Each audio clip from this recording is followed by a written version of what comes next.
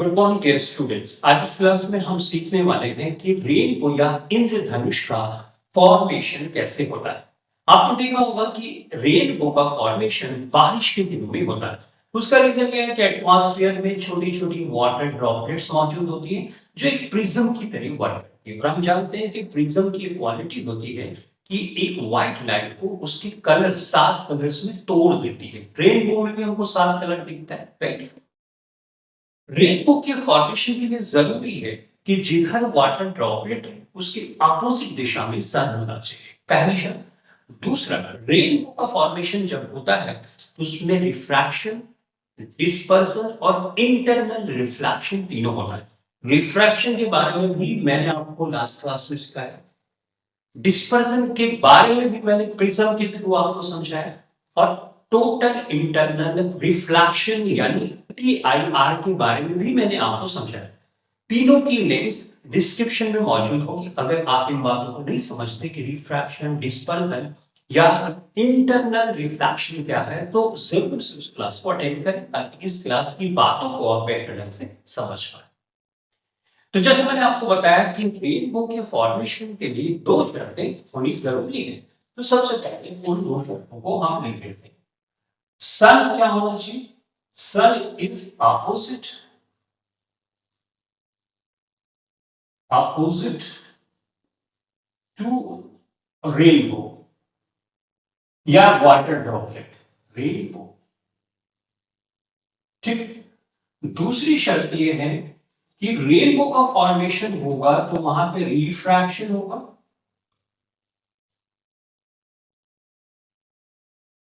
Dispersion होगा। Dispersion मतलब white light का उसके साथ कलर में फ्यूजन, और इंटरनल रिफ्लेक्शन होगा। इंटरनल रिफ्लेक्शन होगा। ठीक। तो ये दोनों शर्तें आपको याद रखना बहुत जरूरी है। अब एक वाटर ड्रॉपलेट में बना दो। ठीक।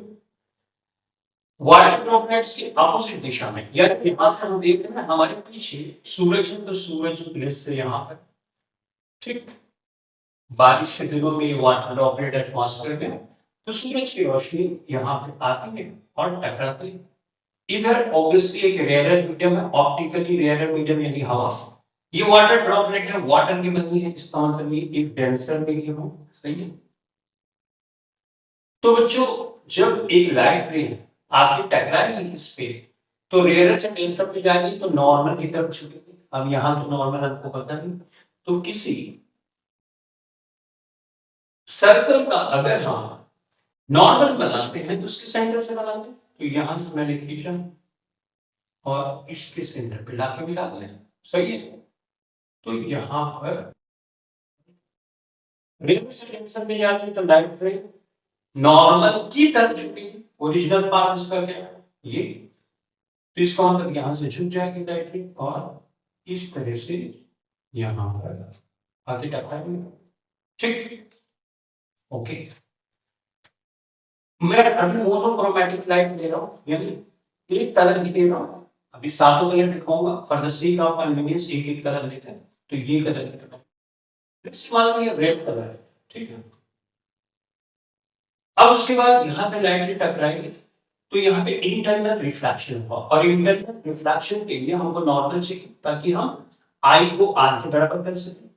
तो यहां से नॉर्मल को यहीं से ड्रॉ करेंगे हमेशा एक सर्कल का ए यू। तो ये जो बच्चों है एंगल आई है, इसी के बराबर एंगल आर होना चाहिए, तभी उसको हम रिफ्लेक्शन बोलते हैं। तो इस तरह से मैंने यहाँ पे बना दिया। सर, इसका मतलब यहाँ इंटरनल रिफ्लेक्शन बोल रहा है, यहाँ पे पहुंचे, इस सरफेस पे पहुंचे।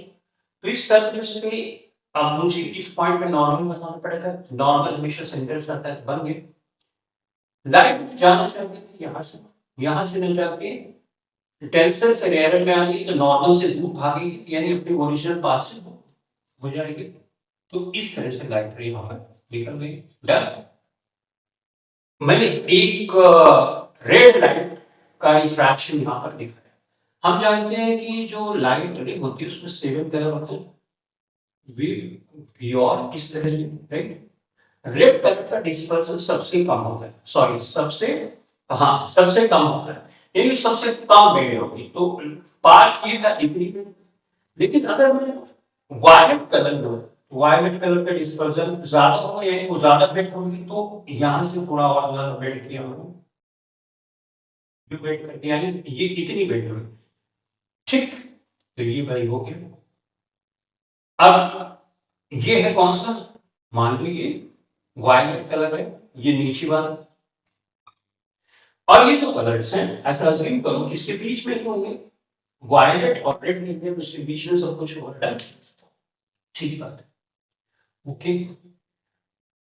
अब यहाँ पे लाइट रे आगे चल रहा है, अब यहाँ पे होगा इंटरनल रिफ्लेक्शन, इसके लिए मुझे नॉर्मल हमेशा सेंटर ऑफ द सर्कल से ड्रॉ करते हैं, तो ये यू ड्रॉ किया हमने, ये जो आई होगा आर के बराबर होगा, तो इस तरह से हम यहाँ पे आई आर के बराबर करेंगे, और ये लाइट रे आगे, तो मतलब यहाँ पे पहुंच गए।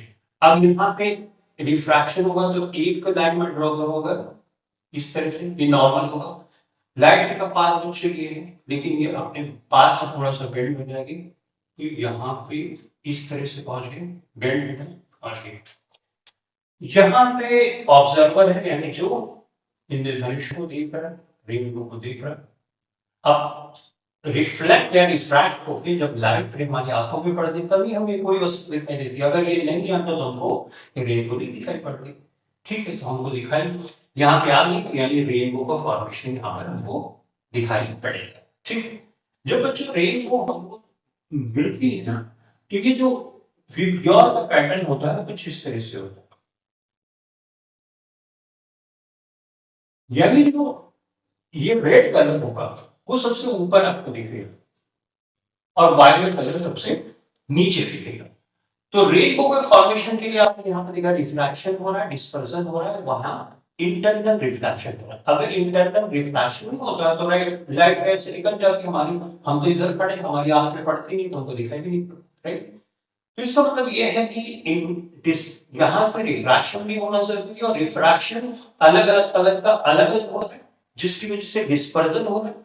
डिस्पर्जन होने के बाद यहाँ इंटरनल रिफ्लेक्शन हो रहा है, तो लाइट रे इधर हो जाती है, उसके बाद हमारी आंखों में पड़ रही तो हमको इंद्रधनुष दिखाई पड़ने लगती है। तो आई होप बहुत अच्छे से आप समझ गए कि किस तरह से रेनबो का फॉर्मेशन होता है। बाकी के कलर कहाँ है, बाकी कलर इसके बीच में हमको एक कलर का बैंड दिखता है, रेनबो आपने देखा होगा, तो आपस में इस तरह से पट्टियां देखती है, राइट, यू इस तरह से, राइट। तो यहाँ पे वाइट में इंडिगो ब्लू जनरली आपको ब्लू कलर दिखता है, क्योंकि ये कलर लगभग एक ही जैसे होते हैं, राइट।